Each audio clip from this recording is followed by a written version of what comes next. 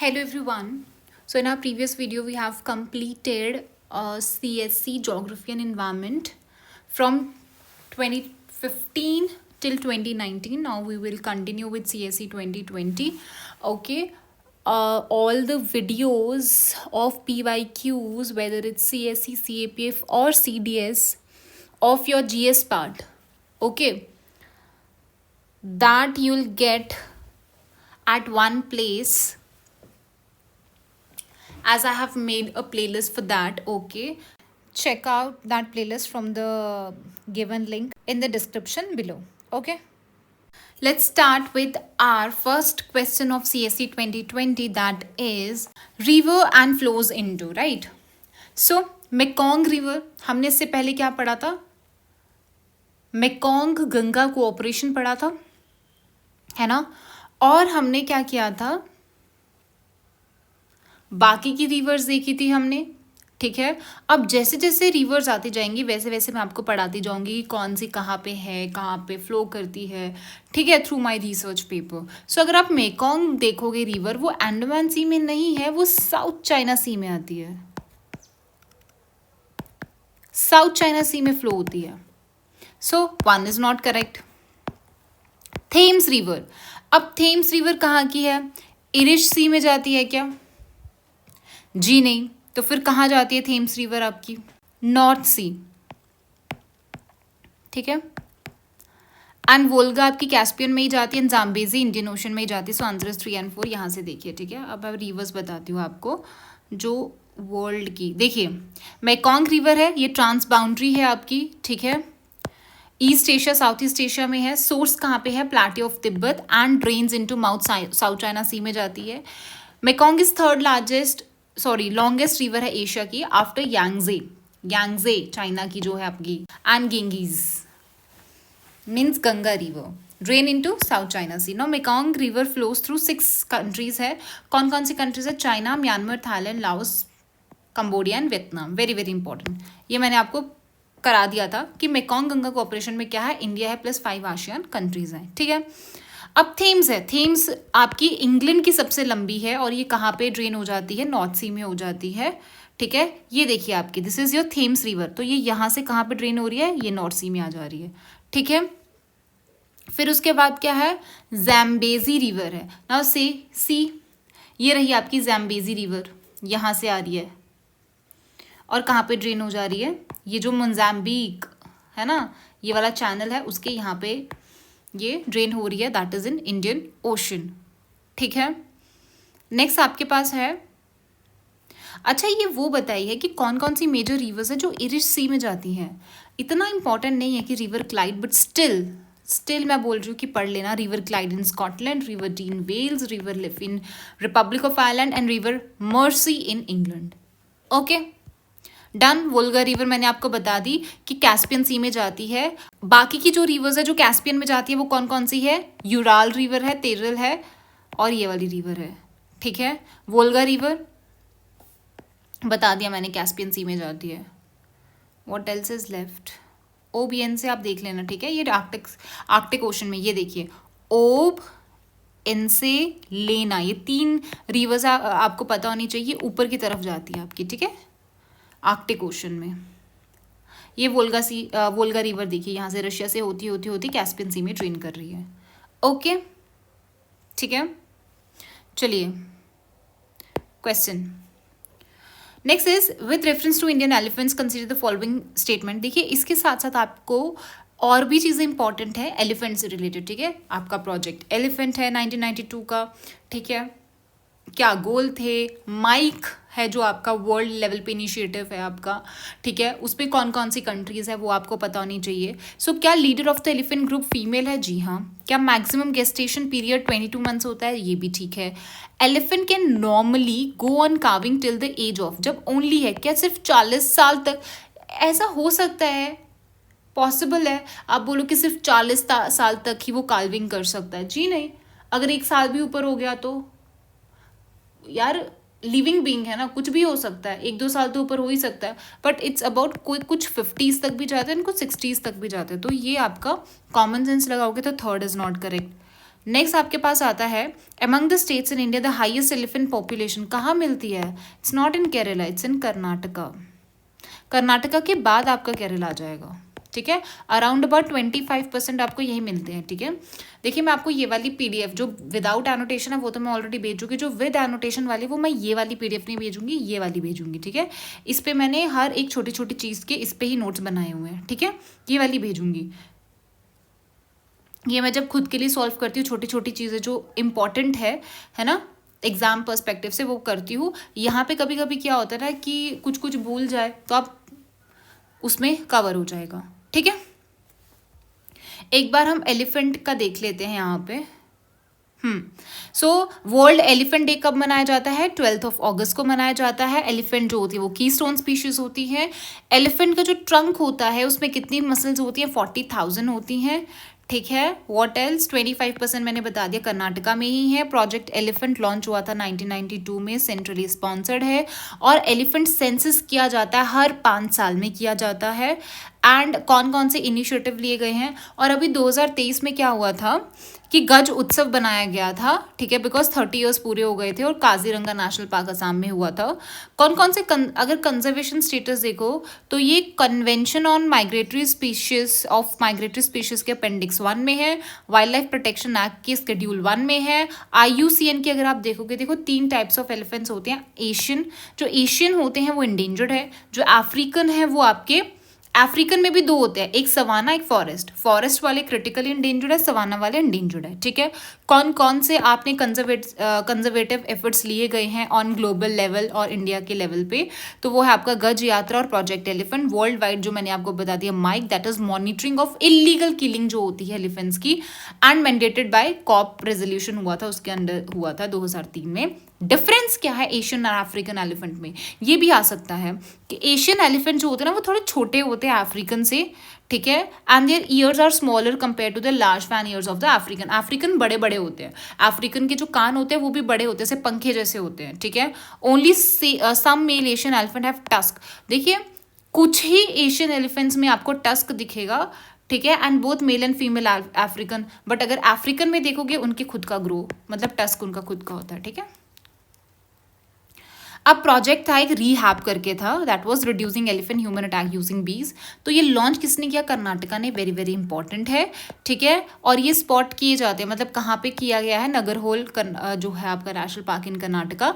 ये इनिशिएटिव कौन देख रहा है? खादी एंड विलेज इंडस्ट्री देख रही है, ठीक है। और ये देख लीजिए खादी, जो खादी विलेज इंडस्ट्री का नेशनल हनी मिशन था ना, ये उसी का सबमिशन है।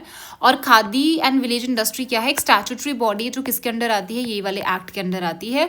और फंक्शन किसके अंडर करती है? Ministry of micro small and medium enterprises. Very very important facts, okay. तो आप ये देख लेना। ओके, नेक्स्ट क्वेश्चन है अपने पास, that which of the following protected areas located in Kaveri basin, ठीक है। तो कावेरी जो है आपकी वो ओरिजिनेट कहाँ से होती है? ये ओरिजिनेट होती है आपकी कर्नाटका से, ठीक है। कर्नाटका में भी कौन सी हिल्स होती है, मतलब वेस्टर्न घाट्स में कौन सी हिल्स होती है आपकी? ब्रह्मगिरी हिल्स से, ब्रह्मगिरी हिल्स, ठीक है। नेक्स्ट उसके पास है, अब देखिए उसने बोला नगरहोल नेशनल पार्क। नगरहोल कहाँ पे है? कर्नाटका में। तो कर्नाटका में एटलीस्ट बेसिन तो होना चाहिए ना, तो ये सही है। पापीकोंडा कहाँ पे है आपका? आंध्र प्रदेश में है। और ये पापीकोंडा आंध्र प्रदेश में तो है, ठीक है, बट यहाँ से कौन सी रिवर जाती है? यहाँ से गोदावरी जाती है, ना कि कावेरी। सत्यमंगलम कहाँ पे है? तमिलनाडु में है। वयनाड कहाँ पे है? केरला में है। तो इन तीनों में से क्या करेगी आपकी? कावेरी बेसिन होगा, कावेरी बेसिन होगा, बट पापीकोंडा से नहीं होगा। सो आंसर आ जाएगा आपका 1, 3 and 4। Next is with reference to India's biodiversity, Salient frogmouth, coppersmith barbet and grey chin minibet, white-throated red-starred, क्या है इनमें से? That is birds. फैक्चुअल है तो इसमें बताने वाला कुछ है नहीं। Which one of the following protected areas is well known for the conservation of subspecies of Indian स्वॉर्म डियर? अगर आपको पता होगा जो इंडियन स्वॉर्म डियर है वो कहाँ पे पाया जाता है? MP में पाया जाता है। दूसरा ये वहाँ का स्टेट एनिमल भी है, स्टेट एनिमल ऑफ MP भी है। सो आंसर आ जाएगा Kanha national park which is in MP। मानस कहाँ पे है? दैट यू ऑल नो, इन असम। मुदुमलाई कहाँ पे है? तमिलनाडु। ताल चप्पर कहाँ पे है? राजस्थान में है, ठीक है। और यहाँ पे क्या मिलता है आपका? Black buck. के लिए ये बहुत ज़्यादा फेमस है। और यहाँ पे एक बहुत ही स्पेशल ग्रास भी मिलता है जो स्वीट इन टेस्ट होता है, जिसका नाम क्या होता है? वो जो ग्रास है, ग्रास का नाम है दैट इज मोथिया ग्रास। ठीक है, डन। तमिलनाडु में भी कहाँ? ये नीलगिरीज माउंटेन्स में। ठीक है, चलिए। उसने बोला steel slag can be material for which of the following. आप स्टील स्लैग को किसके लिए यूज कर सकते हो? स्टील स्लैग होता है जब भी स्टील प्रोड्यूस करते हो तो जो सॉलिड वेस्ट निकलता है दैट इज स्टील स्लैग। तो आप कहाँ पे यूज कर सकते हो? बेस रोड के कंस्ट्रक्शन में, जी हाँ। एग्रीकल्चर सॉइल को इंप्रूव करने के लिए, सीमेंट के प्रोडक्शन के लिए। So all are correct. ठीक है, next is coal ash contain arsenic. क्या कोल की जो ऐश होती है उसमें आर्सेनिक होता है, लेड होता है, मर्क्यूरी होता है? जी हाँ। Coal fired power plants release sulphur, ये तो सबको पता है, सल्फर तो निकलती है। High ash content is observed in Indian coal. क्या इंडियन कोल में हाई ऐश कंटेंट है? बिल्कुल है। सो आंसर क्या आ जाएगा आपके पास? 1 2 3। अच्छा, which of the following the most likely places to find the musk deer. अब मस्क डियर कहाँ पे मिलता है? ये आपको ज़्यादातर मिलेगा हिमालयन रीजन्स में। अब वो हिमालय रीजन्स भी कौन से वाले होंगे? जो बिल्कुल ही एल्पाइन रीजन वाले होंगे, ठंडा इलाका, बिल्कुल बर्फ वाला। ठीक है, तो क्या एस्कॉर्ट और गंगोत्री आएगा? आप खुद देखो, मनस असम में है तो यहाँ नहीं होगा, 4 कैंसिल हो गया। गंगोत्री कहाँ पे है? ऊपर ही होगा। गंगोत्री ग्लेशियर आपने पढ़ा, इसका मतलब बर्फ वाला है, तो ये तो होगा, सेकेंड वाला होगा। अब किशनपुर कहाँ पे है? यूपी है, तो यूपी में तो नहीं होगा। एस्कॉट कहाँ पे है? पित्तौड़गढ़ में है, पित्तौड़गढ़ में है। पित्तौड़गढ़ कहाँ पे? उत्तराखंड में। ठीक है, ओके। Answer is 1 and 2। याद रखना ये सारी की सारी centuries. In rural road construction, the use of which of the following is preferred for ensuring environmental sustainability or to reduce? अगर आपको कार्बन फुटप्रिंट को रिड्यूस करना है ताकि एमिशन ज़्यादा ना हो, हम क्या करेंगे? क्या हम कॉपर स्लैग यूज़ कर सकते हैं?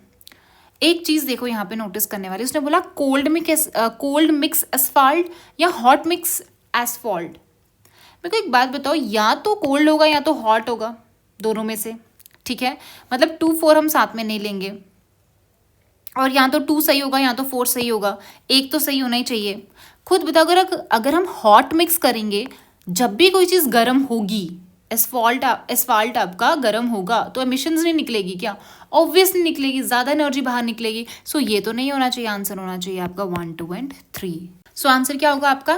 कॉपर स्लैग होगा, कोल्ड मिक्स एसफाल्ट टेक्नोलॉजी होगा और जियो टेक्सटाइल्स होंगी। ओके, इसमें से भी आपका एमिशंस निकलता है CO2 वगैरह का, सो इसलिए हम सीमेंट भी यूज़ नहीं करेंगे। So 1 2 3 is the answer.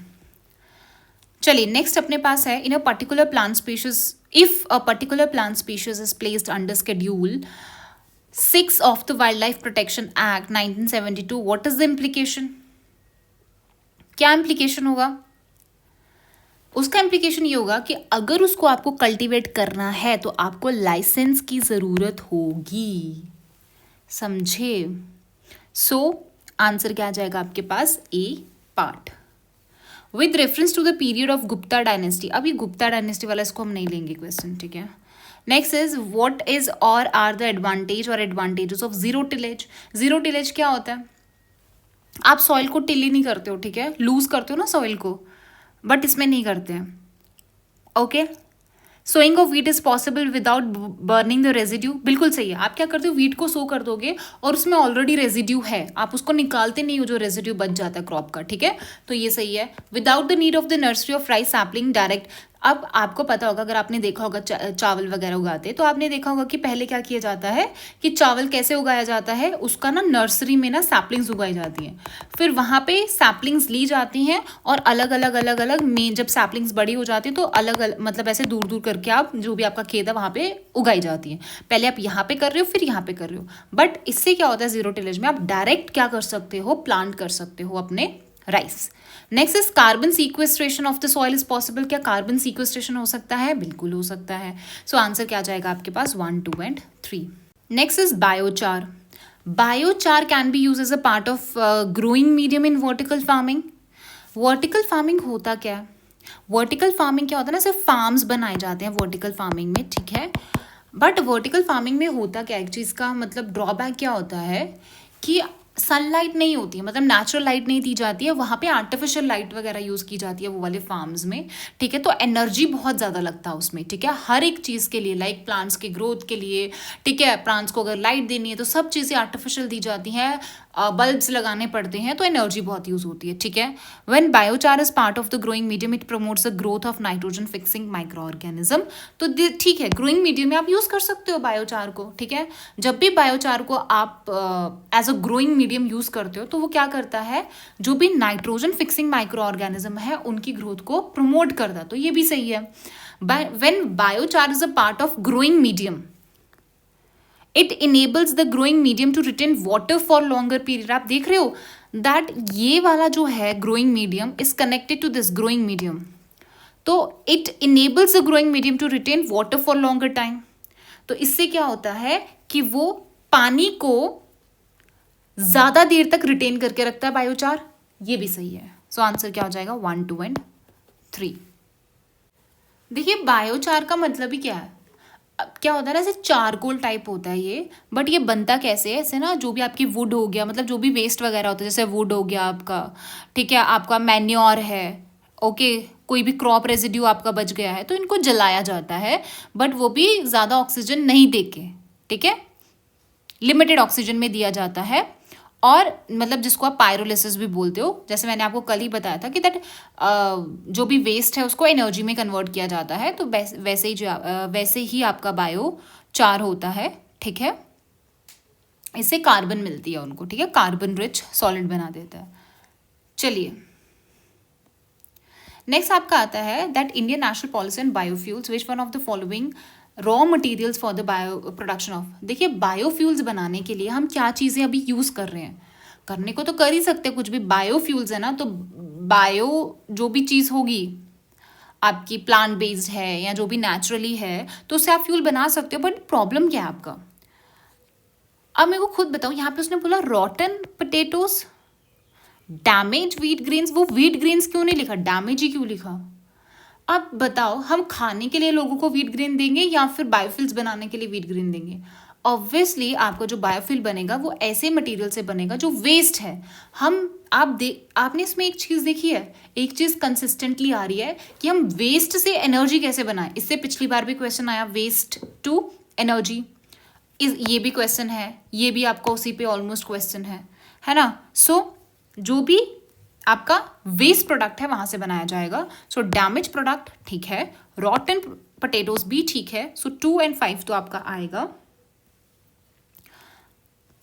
क्या आपका हॉर्स ग्राम आ सकता है, खाने की चीज है ये, हॉर्स ग्राम नहीं आ सकता। सो आंसर क्या आ जाएगा आपका, कसावा यूज कर सकते हो 1, डैमेज व्हीट ग्रेन यूज कर सकते हो, रॉटन पोटैटोज यूज कर सकते हो और शुगर बीट भी आप यूज कर सकते हो। अब सोशल कॉस्ट ऑफ कार्बन का मतलब क्या होता है, अगर आप मॉनेटरी वैल्यू में देखो तो ये क्या होता है, लॉन्ग टर्म डैमेज होता है done by the ton of CO2 emissions in a given year. एक ईयर में आपने जो भी आपने CO2 एमिशंस किया उससे आपने कितना डैमेज दिया, और वो भी लॉन्ग टर्म डैमेज कितना दिया, क्योंकि कार्बन की बात कर रहे हैं। So answer is a part. Next is current trends in cultivation of sugarcane in India. Consider the following statements. Substantial saving in seed material is made when bud chip seedlings are raised in a nursery and transplanted in main field. देखो क्या होता है कि अब अगर आपको कोई भी चीज़ उगानी है या तो सीड लगा दो, या फिर आपके पास क्या होता है ना, फॉर एग्जाम्पल आपके पास शुगर केन है, ऐसा शुगर केन है, आप देखते हो उसके ऊपर ऐसे बर्ड्स टाइप होते हैं, तो आप क्या करते हो, सीड ना लाते हुए तो आप इसी की कटिंग कर करके भी लगाते हो ना। अगर आपके घर पे शुगर केन होगा या कहीं पे देखा होगा तो आपने देखो कि शुगर केन की क्या होती है ना, कटिंग्स लगाई जाती हैं, बट उस कटिंग में एक चीज़ होना जरूरी है, दैट इज जो काले काले ऊपर बर्ड्स होते हैं ना, वो होना जरूरी है ना। जैसे बहुत सारे आप सैपलिंग्स भी लगाते हो, इंडोर प्लांट्स लगाते हो, है ना, सिंगोनियम लगाते हो, मनी प्लांट लगाते हो, तो देखते हो छोटी छोटी जड़ें होती हैं उसके साथ, बिल्कुल छोटी छोटी छोटी ऐसे ब्लैक ब्लैक, तो वो चीज़ होना ज़रूरी है ना उसके साथ में। तो सेम इसके साथ होता है। तो उसने बोला है क्या हम सीड मटेरियल को सेव कर सकते हैं अगर हम उसके बर्ड चिप सेटलिंग्स जो हैं वो लगा दें। तो पहले हम इसको हम नर्सरी में लगाएंगे, जो बन जाएगा फिर उसको हम क्या कर देंगे, मेन फील्ड में लगा देंगे। पॉसिबल है, जी हाँ। उसने बोला जब आप डायरेक्ट प्लांट करते हो इसको, the germination percentage is better with single budded setts as compare to setts with many buds. एक बात बताओ, अगर मैं एक यहाँ पे बर्ड है, एक यहाँ पे बर्ड है, एक यहाँ पे बर्ड है और यहाँ पे सिर्फ एक ही बर्ड है, अगर मैं ये वाली काट के लगाती हूँ और ये वाली काट के लगाती हूँ, तो दोनों में से किसकी प्रोबेबिलिटी है कि मतलब सर्वाइव कर जाएगा? ऑब्वियसली इसकी है ना, क्योंकि जितने बर्ड्स, इसका मतलब उसकी इतनी रूट्स बनेंगी।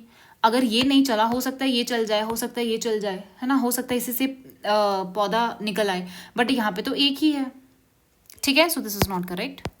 Next is if bad weather condition prevail when setts are directly planted single budded have better survival. तो अभी मैंने इसी से बता दिया, तो ये भी गलत हो गया। Sugarcane can be cultivated using settlings prepare from tissue culture. क्या टिश्यू कल्चर से हो सकता है? जी, टिश्यू कल्चर से कुछ भी हो सकता है। टिश्यू कल्चर में क्या है, सेल से तुम टिश्यू से ऑर्गन्स, ठीक है, ऐसे बनाते हो, बट एक लेबोरेटरी में बनाते हो, तो पॉसिबल है यार, क्यों नहीं पॉसिबल है? आंसर आ गया। Next is with reference to pulse production in India consider the following. Black gram can be cultivated as both kharif and rabi crop. Green gram alone account for nearly. क्या आप ग्रीन ग्राम ही उगाते हो क्या पूरे pulses production में? Half, मतलब 50% बोल रहा है यही उगाते हो। जी नहीं, ये तो गलत हो गया। देखिए, जो ग्राम है ना आपका, ठीक है, चिकपीस होते हैं जो उगाए तो जाते हैं बहुत ज़्यादा, सबसे ज़्यादा अगर आप पल्सेस में देखोगे तो ग्राम्स ही होते हैं, बट ये 0.5% नहीं होते, अराउंड 40% ये उगाए जाते हैं। ठीक है, उसके बाद तुर की दाल है जो वो उगाई जाती है, उड़द की दाल है, ब्लैक ग्राम मूंग दाल हो गया। ठीक है, 8 से 10% production. In the last 3 decades while the production of kharif pulses has increased, the production of rabi pulses has decreased। so ये भी गलत है, आपका आंसर सिर्फ क्या आ जाएगा? 1 only। ओके, क्रॉप इज सब ट्रॉपिकल है। A hard Frost is injurious, it require at least 2। जब भी आपको यहाँ पे आ गया 210 फ्रॉस्ट फ्री डेज, ये तो आपको पता ही चल गया होगा, कॉटन है।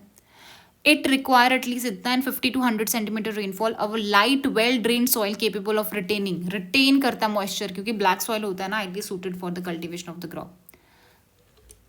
With reference to solar water pumps, solar water pumps जो होते हैं, क्या होगा इसका काम? Solar power can be use for running surface pumps and not for submersible pumps.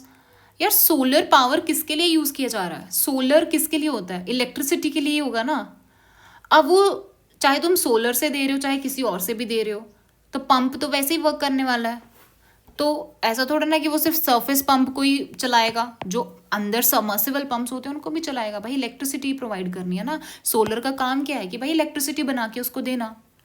ठीक है, solar power can be use for running centrifugal pumps and not one the piston. Piston वाले नहीं यूज कर सकते, बट सेंट्रीफ्यूगल कर सकते हैं, ऐसा नहीं है। सो दोनों ही, नीदर 1 नॉट 2, कुछ भी कर सकता है भाई। जो एक पंप का काम होता है वही काम करेगा वो भी। ठीक है, उसका क्या लेना देना, वो तो इलेक्ट्रिसिटी प्रोवाइड करेगा ना सिर्फ। In context of which one of the following to be the practice of eco friendly agriculture, इसमें से कौन सा है? क्रॉप्स डाइवर्सिफिकेशन, आपको पता ही है, आप अलग अलग टाइप के क्रॉप्स उगाओगे, ठीक है, तो उससे क्या हो जाएगा, सॉइल की जो फर्टिलिटी है वो भी बनी रहेगी, है ना, क्योंकि अलग अलग प्लांट्स जो होते हैं वो अलग अलग न्यूट्रिएंट्स भी देते हैं सॉइल को। जैसे आपको पता है लेग्यूम्स वगैरह होते हैं, लेग्यूम आ गया फिर से, लेग्यूम इंटेंसिफिकेशन, ये भी सही, ये भी सही है। टेंसियोमीटर यूज, ये भी सही है। What is tensiometer? यार एक ये ना डिवाइस होता है जो तुम्हारे सॉइल में कितना मॉइस्चर कंटेंट है वो बताता है। अब हर सॉइल तो एक जैसी नहीं होगी, किसी में ज़्यादा मॉइस्चर होगा, किसी में कम होगा। तो अगर आप ये पता कर लो पहले से, तो आपको पता चल जाएगा कि मैं यहाँ पे कौन सी इरिगेशन फैसिलिटी दे सकता हूँ या कौन सा अडॉप्ट कर सकता हूँ। अगर कम है, अगर आप देख रहे हो बहुत ही ज़्यादा मॉइस्चर इसका कम है, तो हम कोई ऐसा इरिगेशन देंगे जिससे ज़्यादा पानी जाए। बट अगर देख रहे हो कि यार ऑलरेडी वो अच्छी खासी मॉइस्चर है सॉइल में, तो हम क्यों ज़्यादा वेस्ट करें? हम ड्रिप इरीगेशन यूज़ करेंगे, हम स्प्रिंकलर सिस्टम यूज़ करेंगे। ठीक है, तो इको फ्रेंडली तो है। बट वर्टिकल फार्मिंग, मैंने अभी ऊपर ही बताया आपको कि वर्टिकल फार्मिंग में क्या होता है। वर्टिकल फार्मिंग 2 बार आ गया। वर्टिकल फार्मिंग में क्या होता है कि आप बहुत ज़्यादा एनर्जी यूज़ करते हो, आप आर्टिफिशियल सनलाइट दोगे उसको, आर्टिफिशियल लाइट दोगे, सॉरी, ठीक है, सनलाइट आप नहीं दोगे उसमें, क्योंकि ये क्या होता है ना कि आर्टिफिशियली आप क्या कर रहे हो, प्लांट्स वगैरह को उगा रहे हो। सो 4 is not correct. 1 2 3 is answer. Controlling the, अच्छा, फर्टिगेशन के एडवांटेजेस पूछ रहा है। पहले मेरे को ये बताइए, व्हाट इज फर्टिगेशन? फर्टिगेशन होता है when fertilizer is mixed with water and provided to the plants। ठीक है, अब फर्टिलाइजर को तुम पानी में मिक्स करके दे रहे हो, अलग अलग से नहीं दे रहे हो, इसका मतलब ऐसा कोई फर्टिलाइजर हो, फर्टिगेशन, तो फिर इसके एडवांटेजेस क्या हो सकते हैं? क्या ये alkalinity of irrigation water is possible? जी हाँ, क्योंकि आप पानी के साथ साथ ही फर्टिलाइजर दे रहे हो, है ना, जितना ज़रूरत है पानी भी जा रहा है, फर्टिलाइजर भी जा रहा है, बिल्कुल ठीक है। तो अगर इससे क्या होगा कि ज़्यादा पानी देने की भी आपको ज़रूरत नहीं होगी, अगर आप ज़्यादा पानी दोगे वैसे भी आपकी सॉइल अल्कलाइन हो जाती है, लीचिंग हो जाता है। Efficient application of rock phosphate and all other phosphating, this is not correct. बाय, क्योंकि जो फॉस्फेट, आपके रॉक फॉस्फेट वगैरह जो सॉल्ट्स होते हैं वो इनसॉल्युबल होते हैं पानी में। अगर वो इनसॉल्युबल इन वाटर है, इसका मतलब वो मिक्स ही नहीं हो रहे पानी के साथ, तो आप दोगे क्या? ये तो इनएफिशिएंट हो जाएगा। एफिशिएंट एप्लीकेशन बोला ना, इसलिए यहाँ पे इसीलिए गलत हो जाता है, इनएफिशिएंट एप्लीकेशन हो जाएगा। Increase availability of nutrients to plant is possible, nutrients बढ़ जाएंगे, जी हाँ। रिडक्शन इन लीचिंग, जी हाँ। सो आंसर आ जाएगा 1, 3, 4, 2 इज नॉट करेक्ट। नेक्स्ट आता है कंसीडर द फॉलोइंग मिनरल्स। देखो, इसने मेजर मिनरल्स के बारे में पूछा है। You have 2 types of minerals होते हैं, एक माइनर होता है आपके पास और एक होता है आपके पास मेजर मिनरल्स होते हैं। मेजर होते हैं जिसकी इकोनॉमिक वैल्यू बहुत ज़्यादा है और माइनर होते हैं जिसकी उतनी इकोनॉमिक वैल्यू नहीं है, ठीक है। अभी रिसेंटली क्या किया गया है, बेराइट्स है, माइका है, फेल्सपार है, ठीक है, और क्वार्ट्ज है, जिसको क्या दिया गया है, मेजर मिनरल्स का वो दिया गया है, उसको रिक्लासिफाई किया गया है। अब उसने पूछा इसमें से कौन सा मेजर है। देखिए, ये chromite is major, kyanite and sillimanite is major, are major minerals, but bentonite क्या है आपका, माइनर मिनरल है, याद रखना इसको, ठीक है, माइनर मिनरल्स है। सो आंसर क्या जाएगा आपके पास, 2, 3 एंड 4। अब उसने पूछा है दैट ओशन मीन टेम्परेचर पे क्वेश्चन आया है। Ocean mean temperature is measured up to depth of, कितनी डेप्थ तक देखता है ये, 26 डिग्री सेल्सियस आइसोथर्म तक, ये तो सही है, which is 129 metres in south western Indian Ocean during Jan to March. अगर आप जैन टू मार्च देखोगे तो क्या वो 129 मीटर्स होता है? देखो, अगर आप जैन टू मार्च देखोगे ना, so it is around 59 metres की डेप्थ पे होता है। ये कितना होता है, 59 मीटर की। बट जनरली अगर आप देखोगे तो कितना होता है, 50 to 100 के बीच में डेप्थ देखता है। ये कितना देखता है, 50 to 100 के बीच में देखता है, बट ये स्पेसिफिक बोला है, not correct.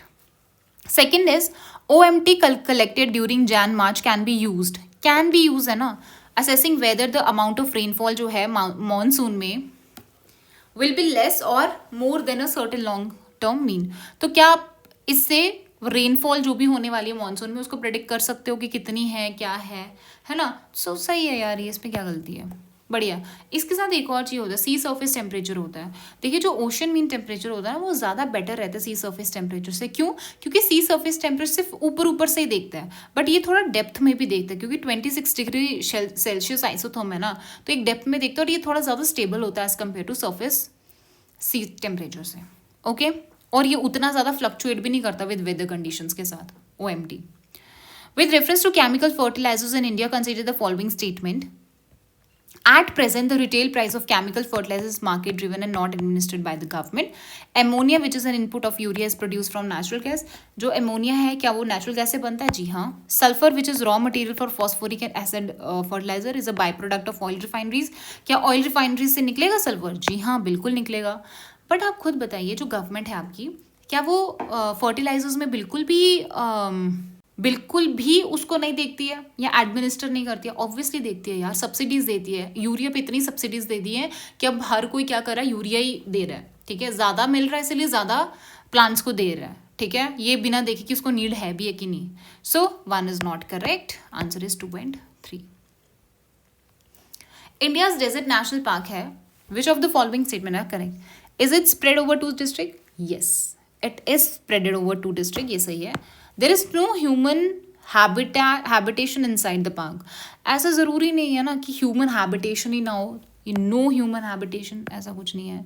It is one of the natural. अब ये डेजर्ट है, मतलब राजस्थान वाली साइड होगा, राजस्थान गुजरात आपको पता ही, वैसे भी ग्रेट इंडियन बस्टर्ड मिलता है ना। आंसर इज करेक्ट, तो इसमें आ जाएगा 1 and 3 only, okay. Siachen glacier, Siachen glacier कहाँ पे है? नॉर्थ ऑफ नुब्रा वैली, ये बहुत बार करा दिया, अभी बार बार नहीं बोलूँगी। अब देखो इस क्वेश्चन को कैसे करते हैं। उसने बोला भिलसा, आपने भील ट्राइब पढ़ी है, आपको पता है सेंट्रल इंडिया में आती है भील ट्राइब। तो भील है मतलब मध्य प्रदेश हो सकता है, जी हाँ। दूसरा गिर, गिर से आपको पता ही है, गिर नेशनल पार्क हो गया, तो गिर से होगा गिरनार हो गया, ठीक है, तो गुजरात में ही हो सकता है। सो 1 and 3 इज द आंसर। बाकी मैं आपको बता देती हूँ ये कहाँ पे है, द्वार समुद्र।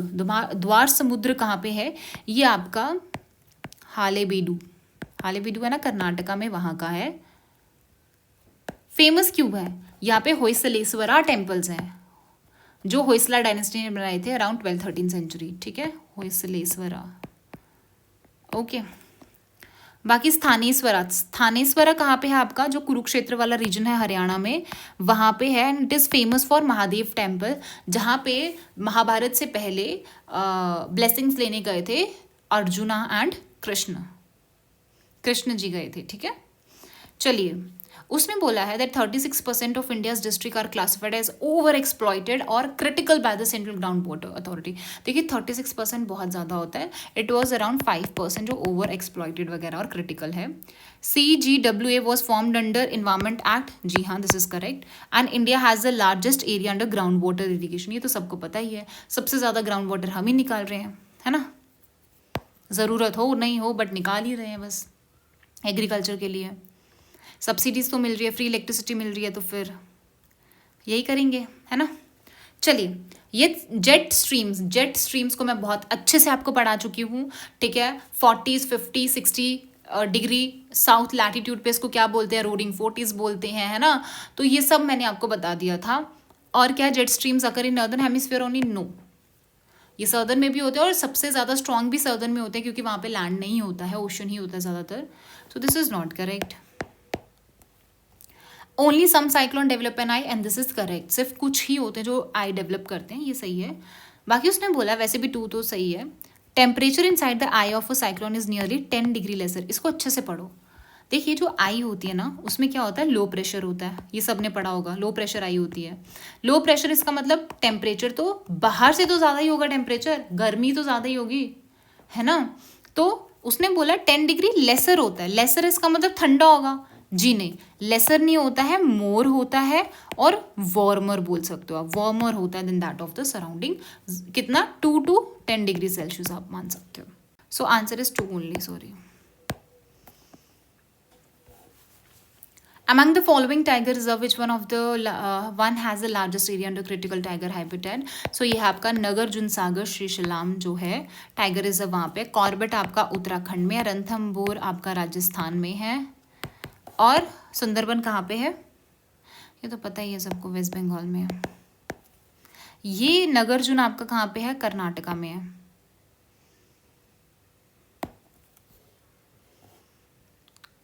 Okay so we are done with CSE 2020, now let's move to CSE 2021। चलिए CSE 2021 का फर्स्ट क्वेश्चन है कि how is perma culture farming different from that of the conventional chemical farming.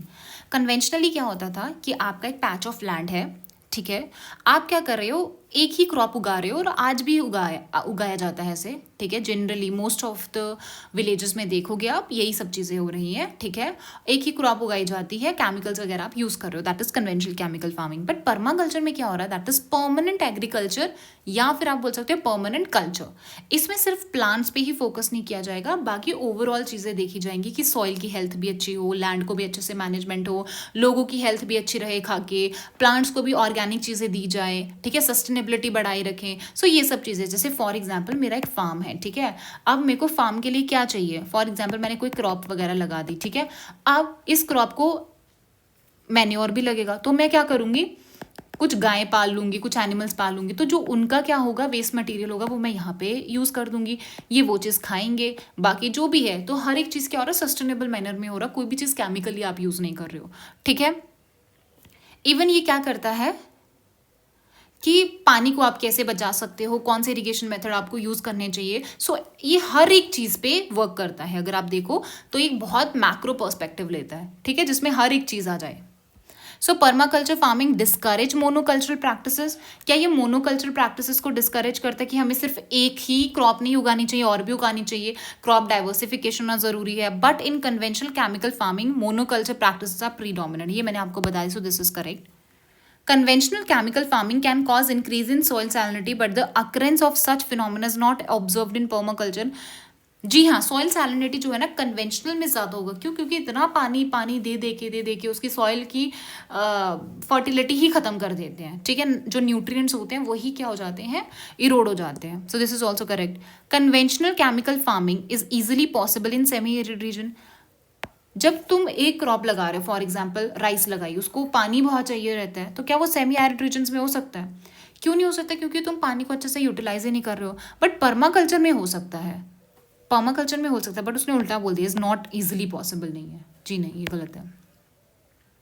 Practice of mulching, mulching आप use कर देते हो, ठीक है, मल्चिंग आप यूज कर देते हो ताकि क्या हो सके, जो सॉइल का मॉइस्चर है, ऊपर आप क्या लगा देते हो, लैंड को क्या कर देते हो, कवर कर देते हो, ठीक है, लैंड को कवर कर देते हो ताकि उसके अंदर का जो मॉइस्चर है वो रिटेन रहे, ठीक है। So practice in mulching is very important. तो पर्माकल्चर में बहुत इंपॉर्टेंट होती है, but not necessarily chemical farming में कोई लेना देना ही नहीं है उनको। सो सही है आपका। सो 1 to 4 is the answer. Palm oil, palm oil पे बहुत क्वेश्चंस आते हैं, आपको पता होना चाहिए। सो पाम ऑयल होता कहाँ पे है? पाम ऑयल आपको मिल जाएगा अफ्रीका में, ठीक है, और ये ज़्यादातर आपको कहाँ पे मिलता है? ट्रॉपिकल एरियाज में मिलता है, ट्रॉपिक्स में मिलता है, ठीक है। अबंडेंट सनलाइट है आपकी वहाँ पे, okay. So this is not correct, south east Asia नहीं है। Palm oil is a raw material, उगाया जाता है बट नेटिव नहीं है। Palm oil is raw material for some, मैंने कहा ना जब सम आता है पॉजिटिव तो ये करेक्ट है। 1 अगर गलत हो जाता है, वैसे भी 2 and 3 आंसर है। कैन बी यूज, हाँ कर सकते हो यार, पाम ऑयल को, ऑयल है ना तो बायोडीजल में क्यों नहीं यूज कर सकते आप। With reference to the Indus river system, which of the following 4 rivers, जो 4 रिवर हैं ये वाली, 3 of them pour into 1 of them which join the Indus direct among the following, which one is such river that join Indus direct? अब question का मतलब ये है कि इन चारों में से 3 रिवर्स हैं जो एक रिवर में मिलती हैं, फिर वो एक रिवर जो होती है वो डायरेक्ट किसके साथ चली जाती है? तो वो होती है सतलज। ये सारी की सारी तीनों सतलज के साथ मिलती हैं, देन फिर सतलज किसके साथ डायरेक्ट आ जाती है? इंडस के साथ, ठीक है। सो वो कौन सी है? अब उसने बोला इसमें से कौन सी है जो इंडस को डायरेक्ट ज्वाइन करेगी। सो डायरेक्ट ज्वाइन करने वाली कौन सी है आपकी? That is Sutlej. और ये बहुत ही ज़्यादा कंट्रोवर्शियल क्वेश्चन हुआ था, कोई बोलता जनाब है, कोई पता सतलज है। सो आंसर इसका सतलज है, ठीक है, क्योंकि PYQs में बहुत बार सतलज पूछा गया। विद रेफरेंस टू दिदवाना, पता ही है सबको। दिदवाना नहीं पता होगा तो खाटू श्याम सुना होगा आपने। कहाँ पे है? राजस्थान वाली साइड पे है। तो राजस्थान वाली साइड पे क्या मिलेगा आपको? सलाइन लेक्स मिलेंगे। अच्छा, इसमें से कौन सी है जो कि ईस्टर्न घाट से राइज होती हैं या राइज होती हैं? विच of the above rise from the eastern Ghats? Okay, देखिए इसमें जो ब्राह्मणी है, ओके, ब्राह्मणी एंड सुबर्ण रेखा, ये दोनों कहाँ की हैं? ये ऊपर ओडिशा झारखंड की हैं। ओडिशा झारखंड से, ये ओडिशा से ओरिजिनेट होती है, ये झारखंड से ओरिजिनेट होती है, ठीक है। और ये ऊपर है और बे ऑफ बंगाल में चली जाती है ये वाली रिवर्स, ठीक है। बट ये जो नागवली और वंशधारा है ना, ये आपकी ईस्टर्न घाट से होती, ये भी ओडिशा से ही ओरिजिनेट हो रही है, बट नीचे आके थोड़ा सा ईस्टर्न घाट से ये राइज होती हैं। So answer is 2 and 4। आप ये वाले रिसर्च पेपर से आप पढ़ सकते हो, जितनी भी रिवर्स है ना आप देख सकते हो एक बार। ये देखिए, ये ब्राह्मणी और सुबर्ण रेखा यहाँ पे कहीं है, ठीक है। और वहीं पे आपकी ये देखिए, दिस इज वंशधारा बेसिन है और ये नागवली है, और ये कहाँ से जा रही है? आपकी ईस्टर्न घाट से ही ओरिजिनेट हो रही हैं, ये नागवली बेसिन है आपका, ओके, ठीक है, डन। बाकी आप पढ़ सकते हो कि ब्राह्मणी रिवर है, ओडिशा से आ रही है, सुबर्ण रेखा है, छोटा नागपुर प्लेट्यू झारखंड से निकल रही है। नेक्स्ट आपके पास आता है the global ocean commission grant license for seabed. क्या ग्लोबल ओशन देती है? नहीं, इसके लिए क्या होती है ना, आपकी ग्लोबल सीबेड अथॉरिटी होती है। क्या होती है? सीबेड अथॉरिटी होती है, वो देती है। बट किसके अंदर? जो UN क्लॉज है ना आपकी, जो पूरे वर्ल्ड के आपके सी देखते हैं, ये ऑर्गेनाइजेशन UN क्लॉज, तो वो देखता है। So this is not correct. India has receive licence for seabed mineral exploration, बिल्कुल सही है। And rare earth mineral are present on sea floor in international water, ये सही है। क्या गलती है इसमें? Among the following which one is the least water efficient, इसमें से कौन सी least water efficient? Water efficient तो वो होगी जिसको कम पानी लगता है, but least water efficient mean जिसको ज्यादा पानी लगता है। कौन सी है इसमें से? Obviously sugar cane. बट बाकी वाली आप याद रखना कि सनफ्लावर है या मिलेट्स, मिलेट्स तो सबको पता ही चल गया, अभी रेड ग्राम है, इनको कम पानी लगता है, ठीक है। In the tropical zone, the western section of the ocean are warmer than the eastern section owing to the influence of trade winds. अब आपको पता है ट्रेड विंड्स आती हैं ईस्टर्न से, ये ईस्टर्लीज बोलते हो आप ट्रेड विंड को। अब ये क्या करती हैं जब आ रही हैं, ये गर्म पानी यहाँ से लेके, this is eastern part, this is western part, अब ये गर्म पानी लेके इस साइड मूव करती हैं, ये भी इस साइड मूव करेगी। मैंने आपको बताया भी था काउंटर करंट, जब मैं इक्वेटोरियल करंट करा रही थी मैंने आपको बताया था ये पुश करती हैं इस साइड गर्म पानी को। जब ये इस साइड पुश करेंगी इसका मतलब वेस्टर्न पार्ट को क्या करेंगी, ये गर्म करेंगी। तो उसने क्या करा, वार्मर द, कि वेस्टर्न सेक्शंस जो होंगे वो ज्यादा वार्मर होंगे ईस्टर्न से, तो सही है। अब उसने बोला वेस्टर्लीज क्या करेंगी टेम्परेट जोन में, इसी का उल्टा क्या करेंगी, वेस्टर्लीज करेंगी। जब यहाँ पे इसने गर्म कर दिया, ठीक है, अब ये क्या हो जाएगा, अपवेलिंग हो जाएगा, ठीक है। जो ठंडा पानी होगा नीचे से वो ऊपर आना स्टार्ट हो जाएगा, ये नीचे जाना स्टार्ट हो जाएगा, सिंक होना स्टार्ट हो जाएगा, मतलब कहाँ पे, यहाँ पे, और ये उल्टा काम होना स्टार्ट हो जाता है। ये जो गर्म पानी है, अब वेस्टर्लीज ये वाला गर्म पानी कहाँ लेके जाएंगी, इस साइड लेके जाएंगी, इस साइड। तो ईस्टर्लीज का उल्टा काम कौन करती है, वेस्टर्लीज। तो इसकी वजह से ये क्या करेंगे, ईस्टर्न सेक्शन, ये वाले सेक्शन को वार्म कर देंगे, क्योंकि यहाँ से गर्म पानी उठा के यहाँ लेके जा रही है। सो दोनों ही आपके करेक्ट है, ठीक है। Vegetation of savanna consist of grasslands, सबको पता है, with scattered small trees but extensive areas have no trees. और आप देखते हो ज्यादातर एरियाज में कोई ट्रीज नहीं होते। Now the forest development in such areas, जहां पे आपको ट्रीज का डेवलपमेंट नहीं दिख रहा है, आप देखते हो the forest development in such areas is generally kept in check. तो फॉरेस्ट का जो डेवलपमेंट है, कि हम फॉरेस्ट को देखें कि डेवलप हो रहा है अच्छे से कि नहीं हो रहा है, तो हम कुछ चीज़ों का ध्यान रखते हैं। क्या क्या देखते हैं, फायर का ध्यान। जी हाँ, देखिए सवानास के लिए फायर का लगना बहुत जरूरी होता है। क्यों? क्योंकि अगर ये फॉर एग्जांपल ट्रीज हैं, इसके छोटे छोटे छोटे छोटे सैपलिंग्स हो जाते हैं यहाँ पे, तो फॉरेस्ट फायर से ये चीज़ों को क्या कर दिया जाता है, खत्म कर दिया जाता है, तो जिसकी वजह से ट्रीज की ग्रोथ के लिए हेल्प होता है। दूसरा, ग्रेजिंग हर्बीवोरस, हर्बीवोरस को ये क्या करते हैं, ग्रेज कराते हैं। जैसे मसाई ट्राइब्स आपको पता है ना, तो मसाई ट्राइब, तो यहाँ पे ग्रेज कराया जाता है ताकि नीचे नीचे के पैचेस वो खाली कर दें, साफ कर दें, ताकि ट्रीज की ग्रोथ में हेल्प हो। तीसरा है सीजनल रेनफॉल। सीजनल रेनफॉल मतलब क्या होता है, आपको पता है सवानाज में वेट एंड ड्राई सीजन होते हैं। तो जब क्या होता है, वेट है ठीक है, बट कुछ ट्रीज की ग्रोथ के लिए ड्राई सीजन्स बहुत जरूरी होते हैं। सो दिस इज ऑल्सो करेक्ट। बाकी जो बरोइंग एनिमल्स एंड टर्माइट्स है या फिर सॉइल प्रॉपर्टीज है, वो डायरेक्टली किसको इन्फ्लुएंस करेंगे, सॉइल को करेंगे। वो फॉरेस्ट के डेवलपमेंट के लिए डायरेक्टली इंपैक्ट नहीं करते हैं। सो this is not correct, this is not correct. So answer is 2, 3, 4. With reference to the water on the planet Earth, consider the following statements. कितना पानी है हमारी अर्थ पे? Amount of water in rivers and lakes is more than that of the amount of ground water. जी नहीं, देखिए reverse and lakes में आपको ना 0 पॉइंट समथिंग ही मिलेगा। जितना भी फ्रेश वाटर है ना, टोटल फ्रेश वाटर कितना होता है, 2.5% ऑफ द टोटल वाटर जितना भी प्रेजेंट है, ठीक है, ये है आपका फ्रेश वाटर। अब ये सॉरी फ्रेश वाटर, अब इस फ्रेश वाटर में से अराउंड अबाउट 30% आपका क्या होता है, ग्राउंड वाटर होता है। कितना होता है, 30% आपका क्या होता है, ग्राउंड वाटर होता है। एंड इसमें से अराउंड अबाउट 68 to 69 आपका कहाँ पे होता है, ग्लेशियर्स में होता है, जो तो हम ले ही नहीं सकते पहली बात। और जो बच कुछ गया कुछ परसेंट 0.25 या इतना, वो कहाँ पे होता है, आपका रिवर्स एंड लेक्स में होता है, ठीक है। So this is not correct. Amount of water in polar जो होता है वो ज़्यादा होता है ग्राउंड वाटर से, ये तो सही है, मैंने अभी आपको बता दिया। So answer is 2 only. चलिए नेक्स्ट आपके पास है, in the context of India's preparation for climate smart agriculture consider the following statement. तो क्लाइमेट स्मार्ट कैसे बनोगे, climate smart village approach in India is a part of project led by climate change agriculture and food security and international research program. This is correct. बहुत factual, बहुत difficult question है ये। Project of CCAFS जो था is carried out under the consultative group on international agriculture research headquartered in France. This is also correct. International crop research institute for the semi arid tropics, तो जो international crop research institution था किसके लिए है, वो semi arid tropics के लिए है। इज़ वन ऑफ द, ये इनका क्या है, एक रिसर्च सेंटर है। ये आंसर 1, 2 and 3 है। और इसमें भी एक्सप्लेन करने जैसा कुछ नहीं है, क्योंकि हर साल ऐसा एक ना एक क्वेश्चन वो डाल ही देता जो इतना डिफिकल्ट होता है, ठीक है।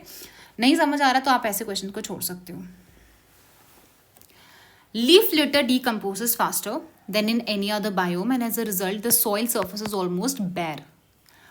Apart from trees vegetation is largely compose of plant forms होती है and that reach up to into canopy vicariously. Canopy कहाँ पे होती है आपको पता है, जहाँ पे डेंस फॉरेस्ट होते हैं, by climbing the trees and growing as epiphytes. क्या होते हैं कैनोपीज, कहाँ मिलती हैं आपकी?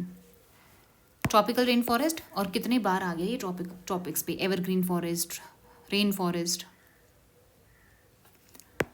नेक्स्ट क्वेश्चन अपने पास, that moringa is a leguminous evergreen tree, tamarind is endemic to South Asia. आपने एक चीज नोटिस की है, नेटिव टू हो, एंडेमिक टू हो, तो ये जनरली आपके क्वेश्चंस गलत हो रहे हैं, स्टेटमेंट्स आपकी गलत हो रही हैं।